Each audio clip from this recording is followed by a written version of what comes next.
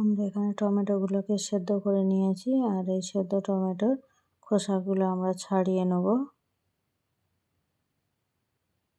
এবার আমরা দিয়ে দেব পরিমাণ মতো বিট লবণ, পুদিনা পাতা, ধনে পাতা, লঙ্কা, পেঁয়াজ,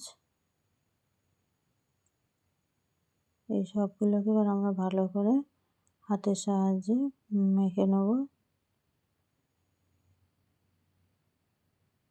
এটা খেতে কিন্তু অসাধারণ হয়, তোমরা একবার হলেও বাড়িতে ট্রাই করো।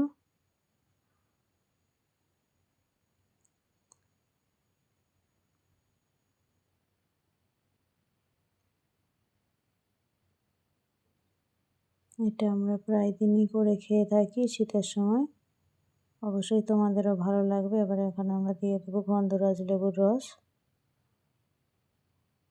এই চাটনিটাতে গন্ধরাজ লেবুর রস দিলে এর সেন্টটাও ভালো হয় আর টেস্টটাও ভালো লাগে খেতে। অবশ্যই ভালো লাগলে তোমরা আমার চ্যানেলটাকে সাবস্ক্রাইব করে দিও, লাইক শেয়ার কমেন্ট করে দিও।